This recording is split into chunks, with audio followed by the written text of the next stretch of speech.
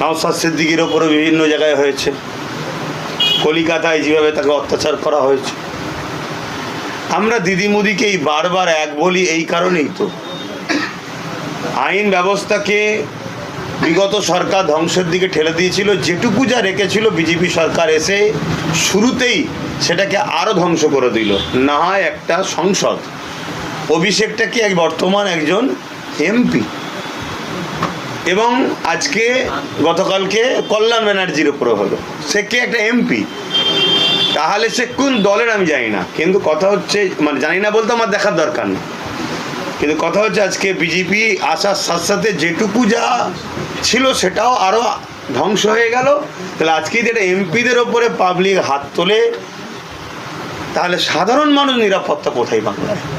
এটা প্রশ্নচিহ্ন যে প্রশাসন ব্যবস্থা, আইন ব্যবস্থা বাংলায় বিগত সরকার ধ্বংস তো করেছে, সরকার এসে যেটুকু যা ছিল আরও ধ্বংস করে দিল। এই অভিষেকের নিরাপত্তা তুলে নেওয়া হলো, আস্তে আস্তে তার জনপ্রিয়তা কম ছিল, এই যে হঠাৎ করে ফের আক্রমণ, ফের জনপ্রিয়তা বেড়ে গেল, কোথায় সেটিংয়ের ব্যাপার দেখতে? সেটিং হতে পারে, কেন রাজনীতিতে তো অনেক অঙ্ক চলে, কিন্তু আমি মনে করি বাস্তব যেটা দেখছি এটা একটা প্রশ্নচিহ্ন। রাজ্য যে বর্তমান সরকার বিজেপির পক্ষ থেকে শুভেন্দু অধিকারী, তাকে একটা প্রশ্নচিহ্নের মুখে পড়তে হলো যে তুমি আসার সাথে সাথেই বাংলার আইন ব্যবস্থা একেবারে তলানিতে, যে একটা এমপি নিরাপদ নয়। এবার তাদের দুজনের মধ্যে কি সেটিং, সেটা আমরা তো জানি সেটিং, সেটা এর মধ্যে কি সেটিংয়ে রয়েছে সেটা তারা দুজনই বলতে পারবে। কিন্তু আপনাদের তো পুরনো ভিডিও ভাইরাল হচ্ছে, আপনারা দেখতে পাচ্ছি যে অনেক রকম ভিডিও পুরনো কাটিং করে ছাড়া হচ্ছে। হ্যাঁ, আমাদের ওপরে টিএমসি সরকার যে জুলুমগুলো করেছিল, আমিও তো কাজদিয়াতে একটা আমাদের রাজনীতির দলও নয়, একটা মানে ধর্মীয় সম্পর্ক, একটা অরাজনৈতিক সংগঠনের একটা কর্মী অসুস্থ ছিল, তারপরে জুলুম হয়েছিল, তাকে দেখতে যাওয়াতে তৎকালীন সময় ওই এলাকায় টিএমসির যে সন্ত্রাস আর যে জালিম ছিল তারা আমার উপরে চড়াও হয়েছিল, জুলুম করেছিল। দেখছি এটা বাংলার জন্যে খুব খারাপ, এরকম আইন ব্যবস্থা হওয়া উচিত নয়।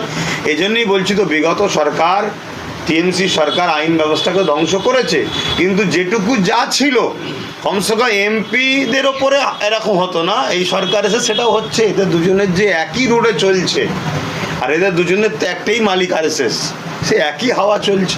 তো অভিষেক ব্যানার্জি বলেছিল যে নওশাদ কেন্দ্র নিরাপত্তা নিয়ে ঘোরে, নিরাপত্তা ছেড়ে দিয়ে ঘুরুক, আর নিরাপত্তা অভিষেকের উঠে যেতে এ ধরনের একটা হামলা হলো।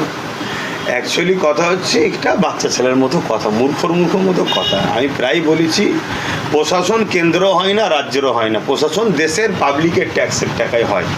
নওশাদ যখন রাজ্য সরকারের কাছে চাইলো, দিল না, তখন কেন্দ্র সরকার দিল না, তখন হাইকোর্ট তাদেরকে দিয়েছে কি, দেশের সম্পদ দিয়েছে, দেশের যে অর্থ থেকে আমাদের ট্যাক্সের পয়সা যারা মাইনে পায় তাদেরকে গার্ড হিসাবে, নিরাপদ দেহরক্ষী দিয়েছে।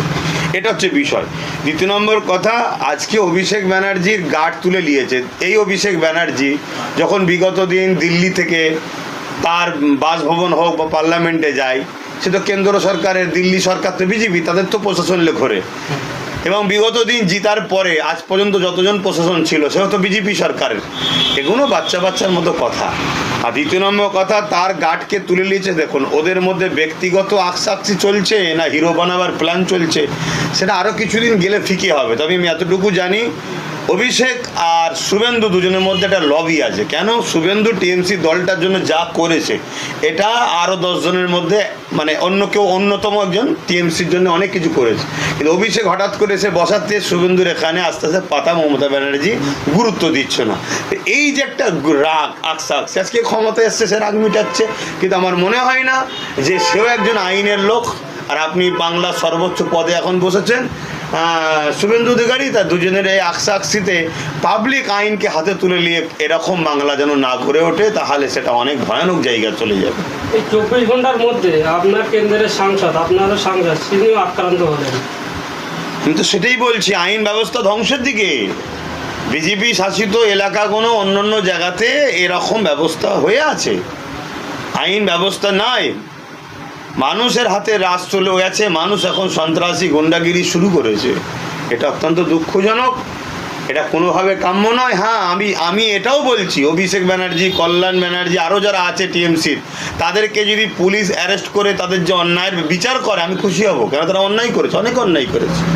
কিন্তু তা বলে পাবলিক তাদের ওপরে জুলুম করবে, গায়ে হাত তুলবে, আইনকে হাতে নেবে, এটা কোনোভাবে মেনে নিতে পারি না। যে আমার দুশ্মনী করেছে বলে আমি আনন্দ করব, এটা বাংলার জন্য ক্ষতি হবে, দেশের জন্য ক্ষতি হবে। শ্রমিক ভট্টাচার্য প্রশ্ন করছে যে এটা মানে অভিষেক ও কল্যাণ ব্যানার্জির উপরে যে আক্রমণ হয়েছে, ওটা আক্রমণ না, এটা জনজোয়ার, কি বলবেন? জনজোয়ারকে তো রোকা দরকার। কালকে শ্রমিক ব্যানার্জির ভট্টাচার্য নাকি জনজোয়ারজি তাকে একটু হালকা পাতলা দিতে সে খুশি হবে কি? হ্যাঁ, এ কি এটা কোনো কথা নয়, এটা রাজনীতির নেতাদের মুখে কথা নয়। জনগণ তাদের বক্তব্য থাকতে পারে, মুখে অনেক কিছু বলতে পারে, কিন্তু মানুষের উপরে হাত তুলতে পারে না। হাত, তার জন্য বিচার আছে, আপনি কেস করতে পারেন, আইন প্রশাসন দেখবে।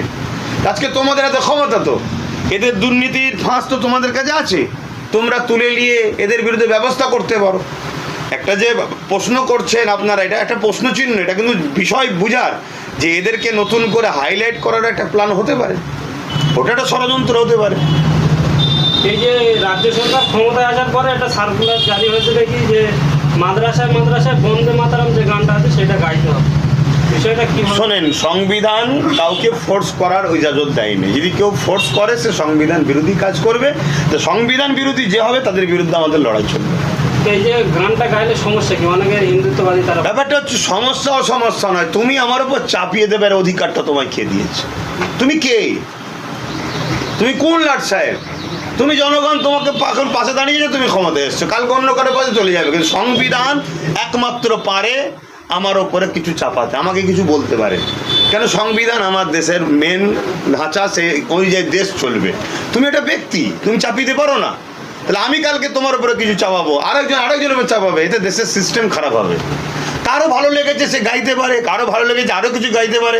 আমাদের মাদ্রাসায় গুণত অনেক দেশপ্রেমের কবিতা আছে, অনেক দেশপ্রেমের গদ্যরা মানে যেগুলো আছে সেগুলো গাওয়া হয়, তো কিন্তু তোমারটাই করতে হবে, তোমার বলাটাই মানবো কেন? এটা দিব কথা বুঝাচ্ছেন? এবার কি সমস্যা আছে না আছে অত ডিপেন্ড আমি যাব কেন? আমার একটাই কথা, তুমি কে চাপাবার? কে? সংবিধানের ওপর তো তুমি নয়, ব্যাস এতটুকুই। অসমের সিস্টেমে পশ্চিমবঙ্গে একাধিক খারিজে মদটাকে প্ল্যান। দেখুন, বিজেপি আগাগোড়ায় মাদ্রাসাকে ভয় করে, কারণ মাদ্রাসা থেকেই তো ডক্টর এপিজে আব্দুল কালাম বেরিয়েছে, মাদ্রাসা থেকেই তো দেশপ্রেমিকরা বাহির হয়। তাই এরা যে দেশকে যেভাবে শেষ করছে, এরা কোনোভাবে চায় না মাদ্রাসা থেকে সেই দেশপ্রেমিক বাহির হোক, যারা আগামী দিনে আমাদের বিরুদ্ধে ঐক্যবদ্ধ হয়ে গড়ে উঠুক। তাই আগাগোড়াই বিজেপি